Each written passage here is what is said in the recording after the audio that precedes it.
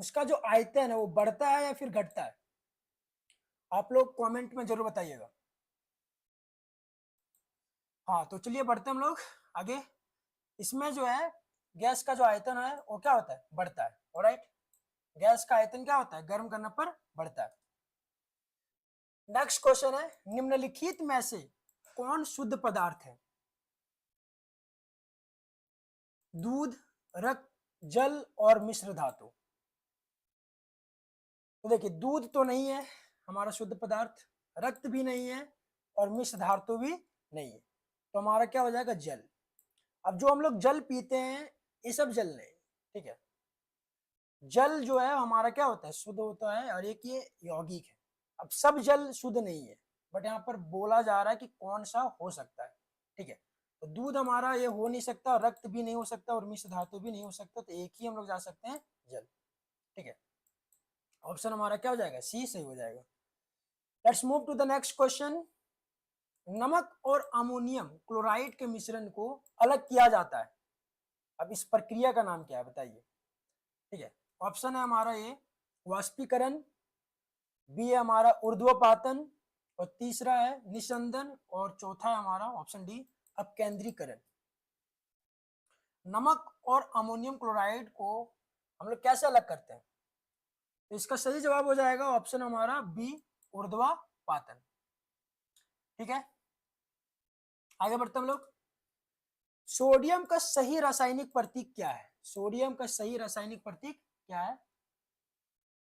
S तो नहीं होता है, सल्फर होता है, ऐसा ही हमारा सिलिकॉन है। सोडियम का होता है Na, ठीक है। सोडियम का Na, और इसका संयोजकता और संयोजक जो होता है वो कितना होता है, एक होता है। और आप लोगों के एग्जाम में ये भी पूछा जा सकता है कि सोडियम का इलेक्ट्रॉनिक विन्यास क्या होता है, तो आ देखिएगा 2, 8 और 1 होता है। और इसका जो परमाणु द्रव्यमान है वो कितना होता है, 11 नंबर पे है, तो 11 दूना 22 एंड 1 23, कितना होता है, 23 होता है। सोडियम का परमाणु द्रव्यमान कितना होता है, 23। ऑलराइट, चलिए हम लोग आगे क्वेश्चन की ओर बढ़ते हैं। परमाणु द्रव्यमान की इकाई क्या है? ऑप्शन ए हमारा ग्राम, किलोग्राम, एएमयू, या फिर यूनिट बोलते हैं हम लोग, या फिर मोल। तो परमाणु द्रव्यमान की जो इकाई है, SI मात्रक है, वो है एएमयू या फिर यू हम लोग लिखते हैं, ठीक है। जैसे 14U यूनिट ऐसे लिखते हैं। ऑलराइट, उम्मीद आप लोगों को समझ में आया होगा। आगे बढ़ते हम लोग। परमाणु के नाभिक की खोज किसने की थी? ये बहुत इंटरेस्टिंग और बहुत ही इंपॉर्टेंट क्वेश्चन है कि परमाणु के जो नाभिक है उसका खोज किसने की है? जे थॉमसन ने, रदरफोर्ड ने, या फिर चैडविक ने, या गोल्डस्टीन ने। तो आप लोग को बता दें कि परमाणु के नाभिक की जो खोज है वो रदरफोर्ड ने किया था। ऑप्शन हमारा क्या हो जाएगा, बी सही हो जाएगा, ठीक है। किसने, रदरफोर्ड ने। आगे बढ़ते हम लोग। कैथोड किरणों पर कौन सा आवेश होता है? कैथोड किरणों पर कौन सा आवेश होता है? ऑप्शन ए धन, ऑप्शन बी ऋण, कोई आवेश नहीं होता, या फिर अनिश्चित होता है। कमेंट में जरूर जवाब दीजिएगा। चलिए देखते हैं आप लोग को।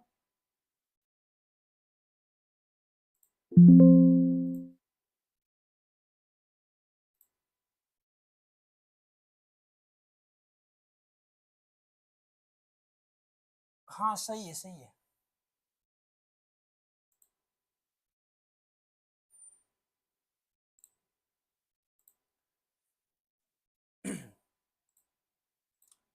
कैथोड किरणों पर कौन सा आवेश होता है? तो ऑप्शन हमारा बी हो जाएगा ऋण। कौन सा आवेश, तो ऋण होता है। क्वेश्चन नंबर 10, हाइड्रोजन की परमाणु संख्या कितनी है? 1, 2, 3 या फिर 4? तो हाइड्रोजन की परमाणु संख्या कितनी है? 1 है, और इसका जो परमाणु द्रव्यमान भी होता है वो क्या होता है, एक होता है। ये सबसे हल्की गैस होता है, ठीक है। उसका परमाणु संख्या और परमाणु द्रव्यमान, atomic number and atomic mass is same, ठीक है, 1। आगे बढ़ते हम लोग। कोशिका की खोज किसने की थी, ठीक है। यहाँ पर एक क्वेश्चन जो ना कंप्लीट नहीं है। अगर यहाँ पर मृत बोले, ठीक है, मृत कोशिका की खोज किसने की, तो हम लोग जाएंगे रॉबर्ट हुक पे। और अगर बोल दे जीवित कोशिका की खोज किसने की, तो किसने किया था, एंटोन लियोन हॉक ने, ऑलराइट, एंटोन लियोन हॉक ने, ठीक है। बट यहाँ पर कोशिका की खोज की थी, बात यहाँ पर जा रहा है, इसलिए सबसे पहले जो हुआ था वो 1665 में हुआ था, वो भी मृत कोशिका का, ठीक है। और जीवित कोशिका का खोज 1674 में हुआ था, 1674 में। तो सबसे पहले वाला पर हम लोग जाएंगे, रॉबर्ट हुक, ठीक है। क्वेश्चन नंबर 12, कोशिका का पावर हाउस किसे कहा जाता है।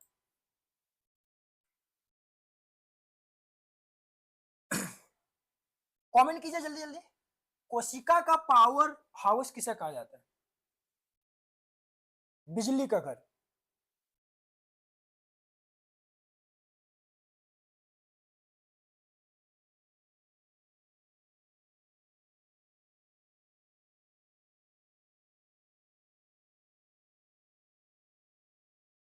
हाँ, बहुत लोगों का जवाब आ रहा है ए, हाँ, जबकि गलत है।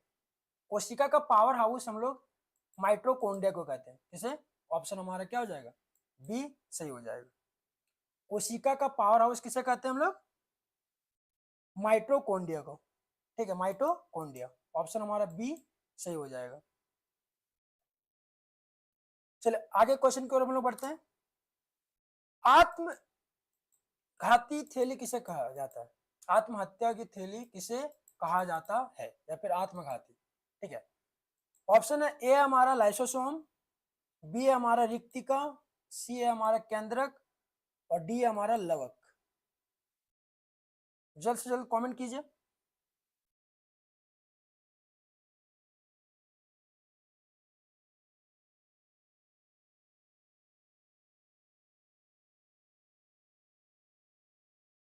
हाँ, बहुत लोगों का जवाब आ रहा है यहाँ पर, बसंत कुमार का, पम्मी का, 13 का, ये हाँ, सभी लोगों का सही जवाब है लाइसोसोम, ठीक है।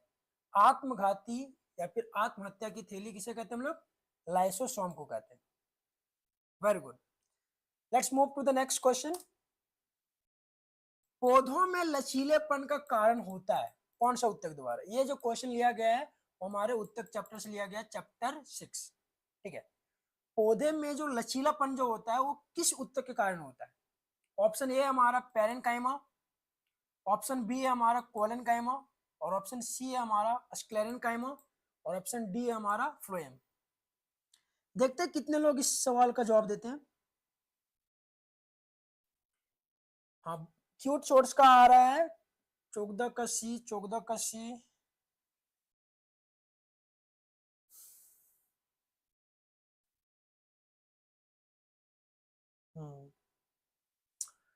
देखिए इस सवाल का जवाब हो जाएगा हमारा कोलन कायमा, ठीक है। कोलन कायमा के द्वारा ये क्या होता है, पौधों में लचीलेपन होता है। याद रखिएगा, कोलन कायमा, ठीक है। आगे बढ़ते हम लोग। रक्त क्या है, रक्त जो है यहाँ पर पूछा जा रहा है किस प्रकार का उत्तक है, पेशी उत्तक, तंत्रिका उत्तक, संयोजी उत्तक, और उपकला उत्तक।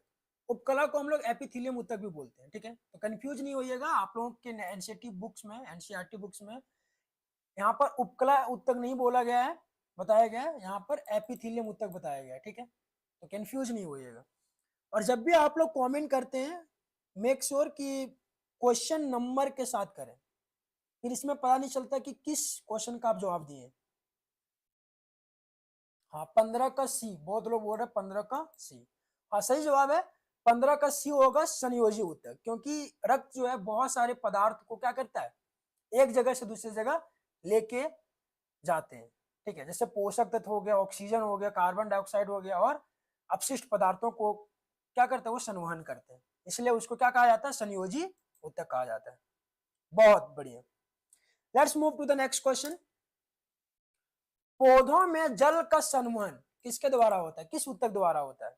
ऑप्शन ए है हमारा फ्लोएम, बी है हमारा जाइलम, सी है हमारा रंध्र और डी है हमारा जड़।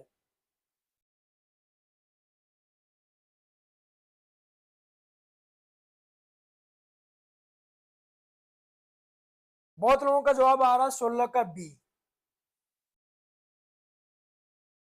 इसका एक ट्रिक भी है, बहुत सारे लोग अगर कंफ्यूज हैं कि इस सवाल का जवाब क्या होगा, तो आप लोगों को एक ट्रिक बताया जाएगा जो हमेशा के लिए याद रहेगा। ऑलराइट,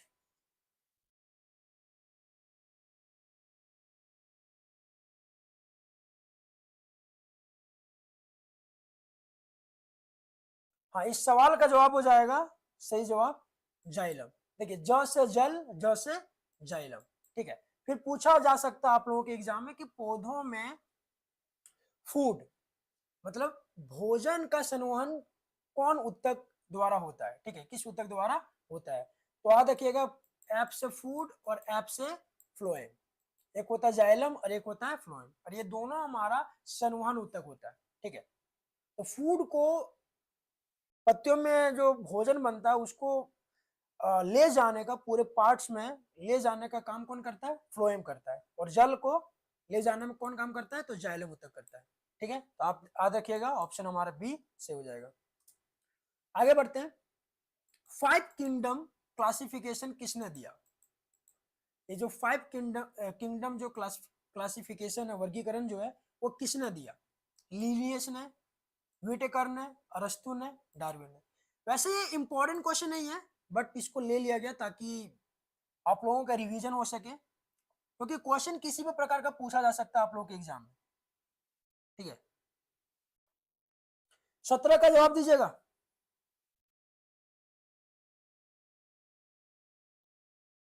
चलिए, बहुत लोगों का जवाब आ रहा है पता नहीं। 5 किंगडम क्लासिफिकेशन जो है वो किसने दिया था? व्हिटेकर ने दिया था। याद रखिएगा, व्हिटेकर। ऑप्शन हमारा बी से हो जाएगा। ठीक है, व्हिटेकर।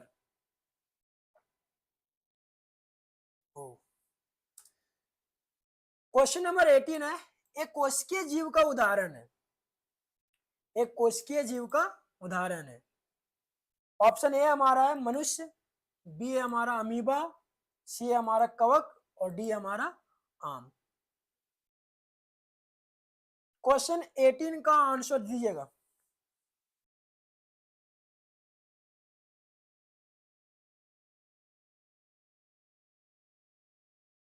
जल्द से जल्द करना पड़ेगा क्योंकि बहुत सारे क्वेश्चन हैं।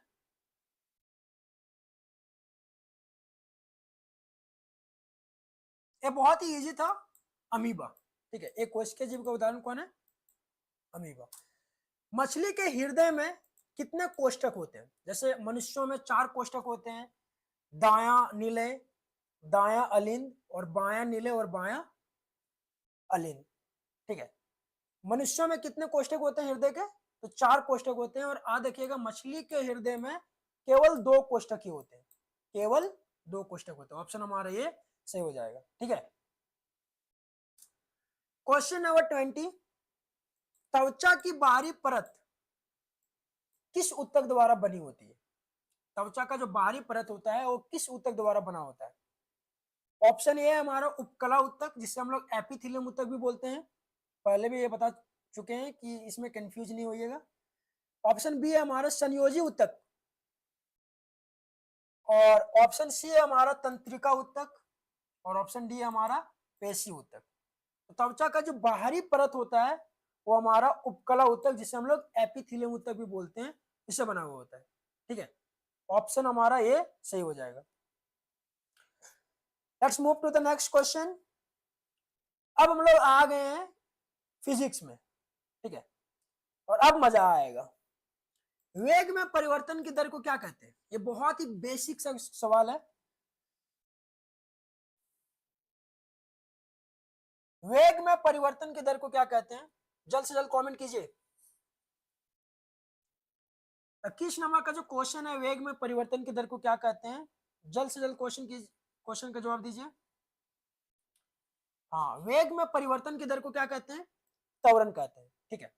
और त्वरण को हम लोग जो है ए से दर्शाते हैं, और ये बराबर होता है v माइनस यू बटे टी।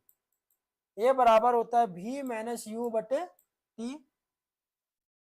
और त्वरण का जो एसआई मात्रक होता है वो होता है मीटर पर सेकेंड स्क्वायर।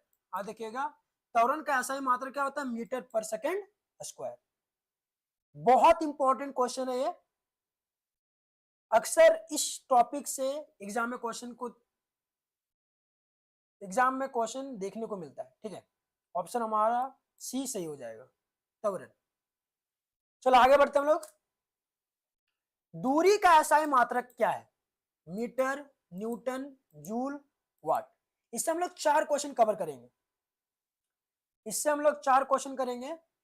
देखिए, न्यूटन जो होता है वो फोर्स का होता है, ठीक है।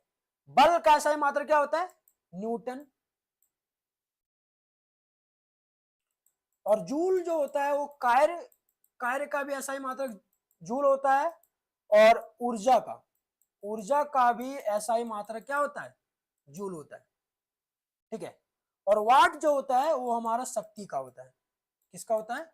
शक्ति का। शक्ति का एसआई मात्रक क्या होता है? वाट होता है। शक्ति का एसआई मात्रक वाट होता है। और न्यूटन जो होता है वो बल का होता है, बल का, ठीक है। तो दूरी का एसआई मात्रक क्या हो जाएगा? हमारा मीटर हो जाएगा। और विस्थापन का भी एसआई मात्रक मीटर। ऑप्शन हमारा ये सही हो जाएगा। आगे बढ़ते हम लोग। यदि कोई वस्तु विरामावस्था में है तो उसका वेग होगा। यदि कोई वस्तु विरामावस्था में है तो उसका वेग क्या होगा? 23 नंबर का क्वेश्चन, जल्द से जल्द जवाब दीजिए। 23 का बी, शिवम का आ रहा है 23 का बी, सही जवाब। बाकी लोग जल्द से जल्द कमेंट कीजिए।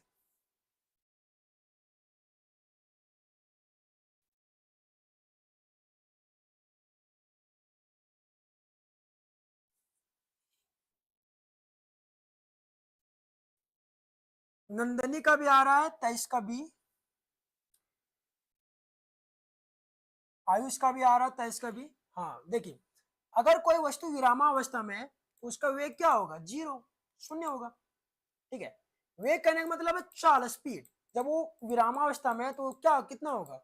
0 मीटर पर सेकंड होगा, 0 मीटर पर सेकंड। यहाँ पर एक और क्वेश्चन बन रहा है, चाल का जो एसआई मात्रक होता है वह मीटर पर सेकंड होता है, और वेग का भी एसआई मात्रक क्या होता है? मीटर पर सेकंड होता है। चाल और वेग में अंतर क्या है? बस सिंपल सा अंतर है, चाल में दिशा नहीं होता है और वेग में एक निश्चित दिशा की बात होता है, ठीक है। बस सही अंतर है। चाल हमारा अदिश राशि है और वेग हमारा क्या है? सदिश राशि है, ठीक है। तो ऑप्शन हमारा बी सही हो जाएगा। क्वेश्चन नंबर 24, बल का एसआई मात्रक क्या है? Option A pascal, option B newton, option C kelvin, and option D volt. तो बल का एसआई मात्रक हम लोग पहले भी बात किए हैं, बल का एसआई मात्रक हमारा क्या है? न्यूटन। ऑप्शन हमारा बी सही हो जाएगा। चलो आगे बढ़ते हम लोग। जड़त्व का गुण किस पर निर्भर करता है? आप लोग पढ़ेंगे जड़त्व का नियम न्यूटन फर्स्ट लॉ में, ठीक है। बल के प्रथम नियम में या फिर गति के प्रथम नियम में आप लोग पढ़े होंगे जड़त्व।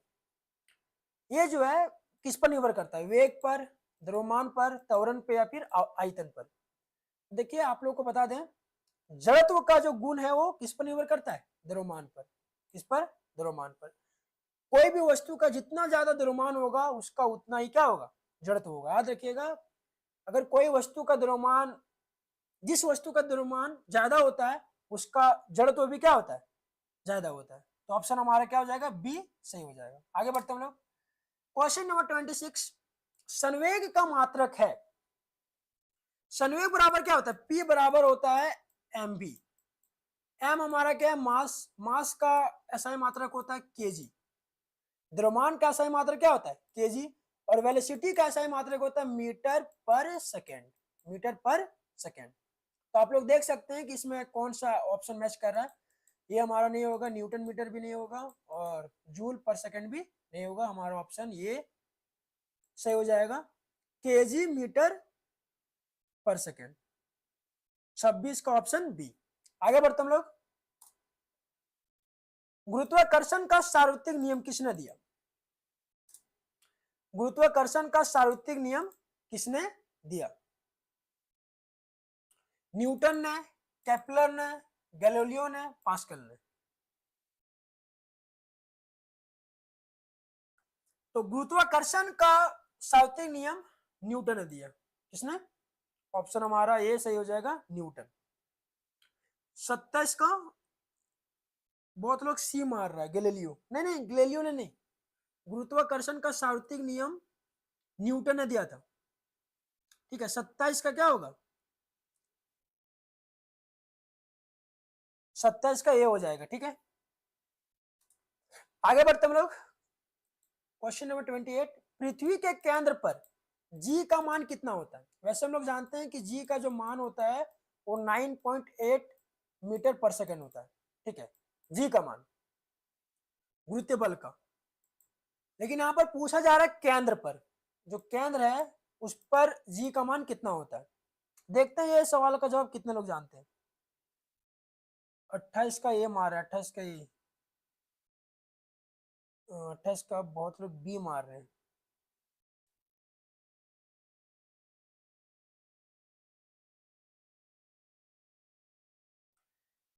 पृथ्वी के केंद्र पर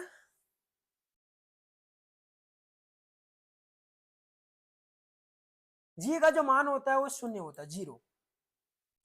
कितना होता है? शून्य, जीरो, बी। ठीक है, बाकी जगह अगर बोला जाए तो 9.8 मीटर पर सेकेंड होता है। ठीक है, आगे बढ़ते हम लोग। चंद्रमा पर भार पृथ्वी के भार का कितना गुना है? चंद्रमा पर जो भार होता है पृथ्वी के भार पर, भार के तुलना में वो कितना होता है? तो चंद्रमा पर अगर पूछा जाए तो कितना होता है? 1/6। पृथ्वी के भार का कितना होता है? 1/6 होता है। ठीक है, ऑप्शन हमारा क्या हो जाएगा? सी सही हो जाएगा। 29 का क्या हो जाएगा? सी सही हो जाएगा, 1/6। चलो आगे बढ़ते हम लोग। दाब का एसआई मात्रक क्या है? ऑप्शन ए है हमारा pascal, option B newton, joule, watt. तो हम सभी लोग जानते हैं कि दाब का एसआई मात्रक क्या होता है? पास्कल। दाब का एसआई मात्रक पास्कल होता है। दाब का अगर पूछा जाए फॉर्मूला तो क्या होगा? प्रति इकाई क्षेत्रफल पर लगने वाला बल को क्या कहते हैं? दाब कहते हैं। प्रति इकाई क्षेत्रफल मतलब क्या हो गया? क्षेत्रफल बटे में आ जाएगा हमारा, और लगने वाला बल है ना, तो बल बटे क्या हो जाएगा? क्षेत्रफल। पी से प्रेशर होता है, प्रेशर मतलब दाब, और एफ से बल होता है, और एरिया को हम लोग क्षेत्रफल बोलते हैं। तो पी बराबर क्या होता है? एफ बटे ए। ठीक है, लेकिन ये पास्कल नामक वैज्ञानिक ने खोज किया था, जिसकी वजह से क्या होता है? दाब का एसआई मात्रक पास्कल होता है। तो इसका ये हमारा सही हो जाएगा। ठीक है, ये सब सारी चीजें याद रखिएगा, बहुत इंपॉर्टेंट है from the exam point of view. Next question है, कार्य करने की क्षमता को क्या कहते हैं? शक्ति, ऊर्जा, बल और त्वरण। देखिए बल नहीं होगा, जो पढ़े होंगे साइंस इसको पता होगा, क्लियर होंगे वो कि बल और त्वरण तो नहीं होगा। कंफ्यूजन होता है शक्ति और ऊर्जा में, क्योंकि दोनों एक ही जैसा होता है। आज आप लोग याद रखिएगा, कार्य करने की क्षमता को हम लोग ऊर्जा कहते हैं, क्योंकि ऊर्जा होगा तभी ना हम लोग कार्य कर पाएंगे। तो क्षमता जो होता है वो ऊर्जा से रिलेटेड होता है। ठीक है, तो कार्य करने की क्षमता को क्या कहते हैं? ऊर्जा। अगर कार्य करने की दर को पूछा जाए तब हम लोग क्या मारेंगे? शक्ति में मारेंगे। कार्य करने की दर को क्या कहते हैं? शक्ति कहते हैं। ठीक है, बट कार्य करने की क्षमता पूछा जाए तो ऑप्शन बी हमारा सही हो जाएगा। आगे बढ़ते हम लोग। 32वां नंबर क्वेश्चन, 1 किलोवाट आवर बराबर होता है, 1 किलोवाट आवर बराबर होता है कितना होता है? 3.6 इंटू 10⁶ जूल, या फिर 10⁵ जूल, या फिर 100 जूल, या फिर 1 जूल। इस क्वेश्चन का जवाब दीजिएगा। 32 नंबर का क्वेश्चन, 32 का बहुत लोग सी मार रहे हैं, 1000 जूल। 32 का बी मार रहे हैं, 32 का सी मार रहे हैं। ठीक है, इसका जवाब हो जाएगा 3.6 इंटू 10⁶ जूल। ठीक है, 3.6 इंटू 10⁶ जूल। ऑप्शन हमारा ये सही हो जाएगा। बहते पानी में कौन सी ऊर्जा होती है? अगर पानी बह रहा हो तो उसमें कौन सा ऊर्जा निहित होती है? स्थितिज ऊर्जा, गतिज ऊर्जा, विद्युत ऊर्जा, परमाणु ऊर्जा। तो विद्युत परमाणु नहीं होगा, स्थितिज या गतिज में ही होगा। तो बह रहा है इट मीन्स वो एक मोशन में, एक गति में, ठीक है। और गति में से जो ऊर्जा निहित होता है उसे हम लोग क्या बोलते हैं? गतिज ऊर्जा बोलते हैं, स्थितिज ऊर्जा नहीं। इसके लिए, स्थितिज ऊर्जा के लिए हम लोग को हाइट की जरूरत होता है, ठीक है। किसकी जरूरत होता है? हाइट की जरूरत होता है, ठीक। यहाँ पर हाइट का बात नहीं किया जा रहा। ऑप्शन हमारा क्या हो जाएगा? बी से हो जाएगा, 33 का बी। चलिए हम लोग आगे बढ़ते हैं। ध्वनि संचारित होती है या फिर हो सकती है केवल ठोस में, केवल द्रव में, केवल गैस में, या फिर तीनों में? ये बहुत इंपॉर्टेंट और बहुत ही इजी सवाल है क्लास 9 के स्टूडेंट्स के लिए। जल्द से जल्द कीजिए। 34 का कौन सा ऑप्शन सही होगा?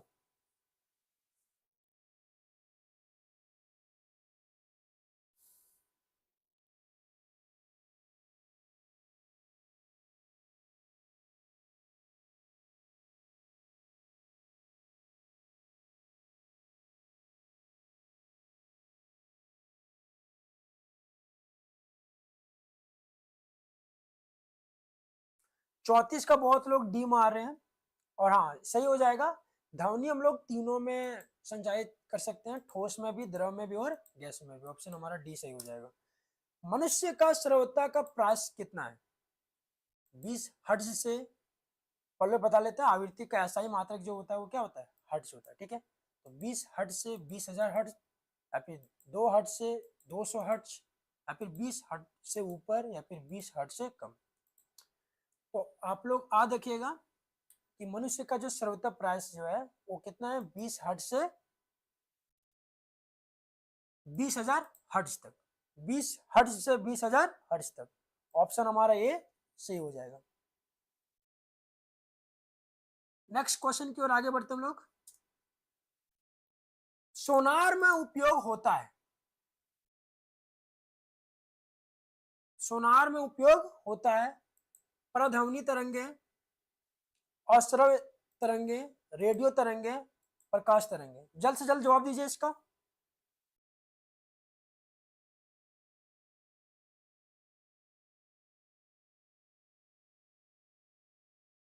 सोनार में उपयोग होता है, 36 का जवाब दीजिए। 36 का ही। सोनार में उपयोग जो होता है वो क्या होता है? प्रध्वनि तरंगे। कौन सा तरंगे? प्रध्वनि तरंगे। ऑप्शन हमारा ये सही हो जाएगा। चलो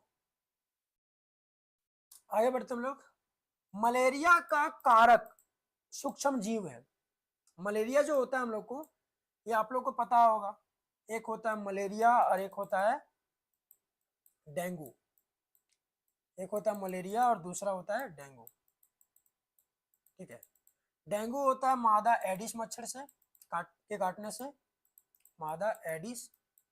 और मलेरिया होता है मादा एनोफिलीज, मादा एनोफिलीज मच्छर के काटने से होता है। लेकिन यहाँ पर पूछा जा रहा है कि किस सूक्ष्म जीव द्वारा होता है? प्रोटोजोआ होता है या फिर किस कोई और होता है? ये आप लोग जवाब दीजिएगा। बहुत लोगों का जवाब आ रहा है 37 का सी, 37 का सी। हाँ सही जवाब है। मलेरिया का जो कारक सूक्ष्म जीव जो है वो कौन है? प्रोटोजोआ है। प्रोटोजोआ के द्वारा ही मलेरिया होता है, ठीक है। ऑप्शन हमारा सी सही हो जाएगा। आगे बढ़ते हैं। एड्स किसके कारण होता है? एआईडीएस जो एड्स होता है वो किसके कारण होता है? वायरस द्वारा, बैक्टीरिया द्वारा, कवक द्वारा, मच्छर के काटने से। एड्स जो होता है, एचआईवी जो होता है वो किसके द्वारा होता है? बैक्टीरिया कोई सूक्ष्म जीव द्वारा नहीं होता है, ना ही कवक द्वारा, और ना ही मच्छर के काटने से होता है। ये वायरस के द्वारा फैलता है, ठीक है। एड्स जो होता है वो वायरस के द्वारा फैलता है। 38 का ए होगा।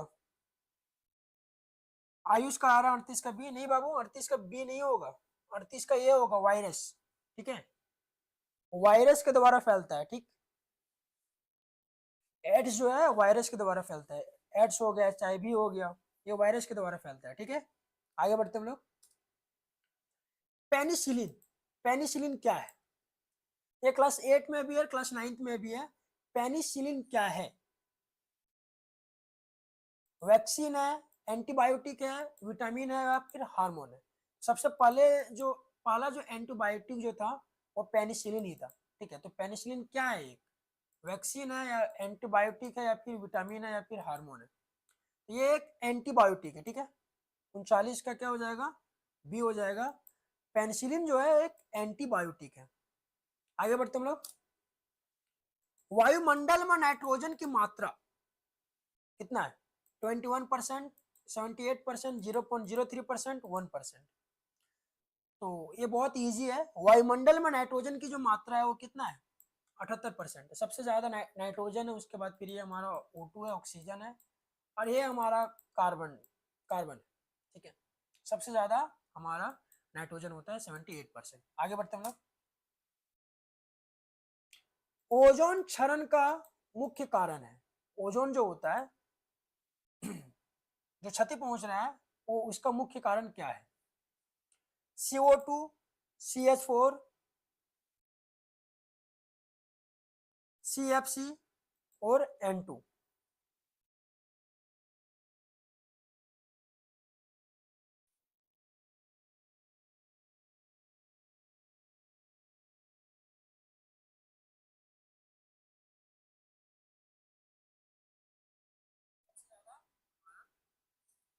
ओजोन क्षरण का मुख्य कारण क्या है, CO2, CH4, CFC, N2। ये नाइट्रोजन हो गया, ये हमारा क्लोरोफ्लोरोकार्बन हो गया, ये मीथेन हो गया, ये हमारा कार्बन डाइऑक्साइड। तो देखिए सबसे ज्यादा जो होता है वो होता है CFC के द्वारा, क्लोरोफ्लोरोकार्बन। ये भी कार्बन डाइऑक्साइड भी है, लेकिन सबसे ज्यादा अगर बोला जाए तो CFC है, क्लोरोफ्लोरोकार्बन। 41 का हमारा सी हो जाएगा। हाँ, बहुत लोगों को इसका जवाब पता था। Very good, very good. Arun का भी सही जवाब आया, आयुष का भी और नंदनी का भी। क्वेश्चन नंबर 42 है, ग्रीन हाउस गैस है oxygen, carbon dioxide, nitrogen, hydrogen. Green house gas जो है हमारा कौन सा है, कार्बन डाइऑक्साइड है। क्या कार्बन डाइऑक्साइड हमारा ग्रीन हाउस गैस है,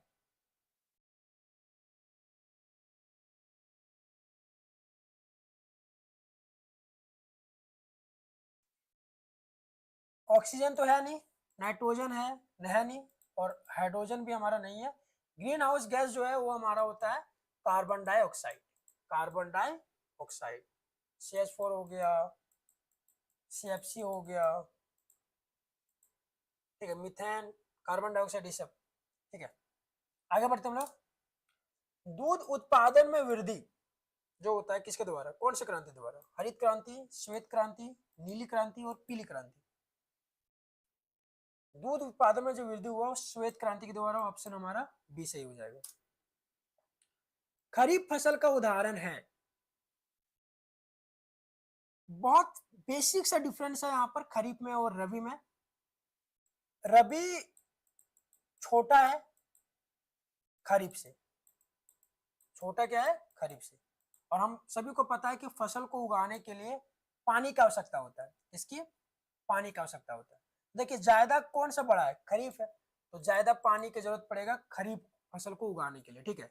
और रबी फसल को उगाने के लिए बहुत ही कम पानी की आवश्यकता होता है, ठीक है। तो आप लोग देख सकते हैं यहाँ पर गेहूं है, चना है, धान है, सरसों है। तो देखिए चना हम लोग जानते हैं कि विंटर सीजन में उगता है, इसको उगाने के लिए ज्यादा अधिक पानी की जरूरत नहीं पड़ता है, तो ये नहीं होगा। सरसों को भी उगाने के ज्यादा उगाने के लिए पानी की आवश्यकता नहीं होता ज्यादा।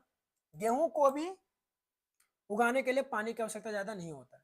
तो ऑप्शन हमारा क्या हो जाएगा, बी सही हो जाएगा। 44 का क्या हो जाएगा, बी हमारा सही हो जाएगा, ठीक है। मधुमक्खी पालन है सेरिकल्चर, एपीकल्चर, पीसीकल्चर या फिर हॉर्टिकल्चर।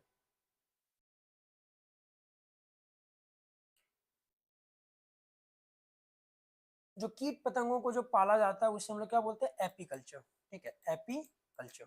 मधुमक्खी पालन क्या कहलाता है? एपीकल्चर कहलाता है। ऑप्शन बी हमारा क्या हो जाएगा? सही हो जाएगा। बहुत लोगों को इसका तो इसके बारे में पता भी था। ऑप्शन हमारा बी सही हो जाएगा। ठीक है, आगे बढ़ते हम लोग। एम सेल में अधिकतम इलेक्ट्रॉन होते हैं। आप लोग को बता दें कि कितने सेल हैं? के, एल, एम और एक एन। 4 सेल होते हैं। इसमें 2 होता है, इसमें 8 होता है, इसमें 18 होता है, इसमें 32 होता है। ठीक है, 2, 8, 18, 32। तो एम सेल में अधिकतम कितने इलेक्ट्रॉन हो सकते हैं? तो यहाँ पर लिखा हुआ है देखिए 18। तो ऑप्शन हमारा क्या हो जाएगा? सी सही हो जाएगा। ठीक है, हाँ, शिवम का भी सही जवाब आया, नंदनी का भी सही जवाब आया,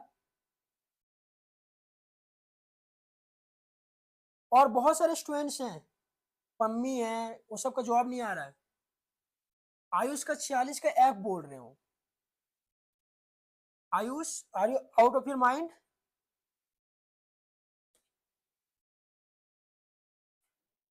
आगे बढ़ते हैं लोग। समान द्रव्यमान संख्या लेकिन भिन्न परमाणु संख्या वाले परमाणु क्या कहलाते हैं? समस्थानिक, संभारिक, अपरूप, समायोगी। देखते हैं ये इस सवाल का जवाब कितने लोग जानते हैं। 47 का।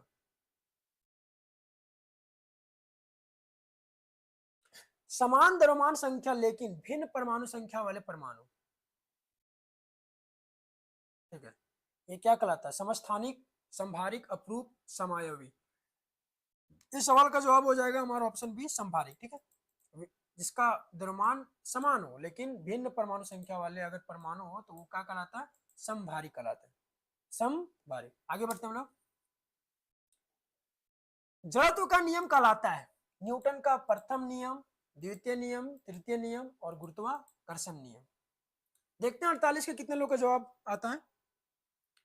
बस और 2 क्वेश्चन हैं इस सवाल के बाद। जड़त्व का नियम क्या कहलाता है? न्यूटन का प्रथम नियम, द्वितीय नियम, तृतीय नियम या फिर गुरुत्वाकर्षण नियम। 48 का ये, 48 का ये। हाँ, तो जड़त्व का नियम क्या कहलाता है? न्यूटन का प्रथम नियम कहलाता है। ठीक है, ऑप्शन हमारा ये सही हो जाएगा। ठीक है, आगे बढ़ते हम लोग। जी का मान कितना होता है? ये जो जी है स्थिरांक, उसका मान कितना होता है? ये बहुत इंपॉर्टेंट क्वेश्चन है।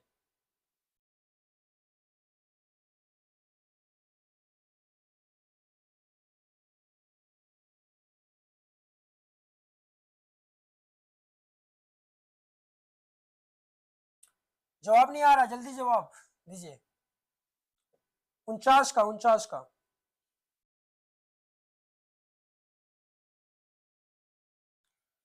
49 का जी का मान है कितना है? कितना होता है जी का मान? 49 का बी, 49 का बी। देखो बाबू, एक छोटा सा जी होता है, ठीक है, जो एक गुरुत्वीय बल है। जी जो होता है ये हमारा स्थिरांक है। ठीक है, आप लोग पढ़े होंगे एफ बराबर, जब दो पिंड पिंड के बीच में जब फोर्स जो लगता है, दो वस्तुओं के बीच में जो फोर्स लगता है उसको निकालने के लिए आप लोग पढ़े होंगे जी m1 इंटू m2 बटे में डी स्क्वायर। और ये जो जी जो आया था, जी वो स्थिरांक के रूप में आया था, जब हटा था। ठीक है, यहाँ पर जो डी है वह इनडायरेक्टली प्रोपोर्शनल है। ठीक है, एफ जो है 1 बटा डी स्क्वायर, ये इनडायरेक्टली प्रोपोर्शनल विद्युत कर्मानुपाती है। जबकि जो हमारा दोनों पिंडों का जो द्रव्यमान है वो क्या है? डायरेक्टली प्रोपोर्शनल है, m1 इंटू m2। ठीक, तो यहाँ पर ये नहीं पूछा जा रहा है छोटा जी और बड़ा जी में अंतर है। ठीक है, ये छोटा जी अगर रहता तो ये इसका मान क्या होता? 9.8 मीटर पर सेकेंड स्क्वायर होता। शंकर का जवाब आ रहा है 6.67 इंटू 10⁻11 न्यूटन मीटर स्क्वायर पर केजी स्क्वायर। ऑप्शन हमारा ये सही हो जाएगा माइनस में। ठीक है, माइनस में क्या हो जाएगा हमारा? 6.6 इंटू 10⁻11 न्यूटन मीटर स्क्वायर पर केजी स्क्वायर। और याद रखिएगा जी का जो है स्थिरांक, जो है गुरुत्वीय स्थिरांक जो है, इसका बहुत बार एसआई मात्रक भी पूछ दिया गया है। तो याद रखिएगा जी का जो एसआई मात्रक होता है वो न्यूटन मीटर स्क्वायर पर KG square, newton metre square पर केजी स्क्वायर होता है, ये वाला। ठीक है, ऑप्शन हमारा ये सही हो जाएगा। ठीक है, आगे बढ़ते हम लोग। ये लास्ट क्वेश्चन है हमारा, शक्ति का एसआई मात्रक क्या होता है? आप लोग को पिछले क्वेश्चंस में भी इसका बताया गया था। शक्ति जो होता है वो कार्य करने की दर को क्या कहते हैं? शक्ति कहते हैं। कार्य करने की दर को शक्ति कहते हैं। शक्ति बराबर क्या होता है? कार्य बटे में समय। कार्य बटे में समय। ठीक है, कार्य का एसआई मात्रा क्या होता है? जूल होता है और समय का एस होता है। तो वैसे अगर देखा जाए तो जूल पर सेकंड होता है, बट शक्ति का एसआई मात्रा यहाँ पर क्या होता है? वाट होता है। ठीक है, वाट। दूसरा अगर पूछ दे तो क्या मारिएगा? जूल पर सेकेंड। ठीक, तो ये रहा आज का लेसन हम लोग का क्लास 9 का। आप लोग कमेंट कीजिएगा कि अगला जो वीडियो जो चाहिए लाइव, वो किस सब्जेक्ट का चाहिए और किस चैप्टर का चाहिए। ठीक है, आप लोग ये चीज कमेंट में जरूर बताइएगा। और जो स्टूडेंट्स अभी नए जुड़े हुए हैं और अगर चैनल को सब्सक्राइब नहीं किए हैं तो चैनल को सब्सक्राइब कर लीजिए, क्योंकि जब तक एग्जाम खत्म नहीं होता है और एग्जाम के बाद भी ये चैनल आप लोगों के लिए बहुत ही हेल्पफुल होगा। ठीक है, लाइक सब्सक्राइब्स आप लोग कर लीजिएगा और बेल आइकन को भी जरूर दबाइएगा, ताकि जब भी हम लोग लाइव जाएं तो आप लोग को नोटिफिकेशन मिल जाए। ऑलराइट, चलिए इस वीडियो को हम लोग यहीं पर समाप्त करते हैं। फिर मिलेंगे हम लोग अगले वीडियो में। टिल देन, जय हिंद, जय भारत।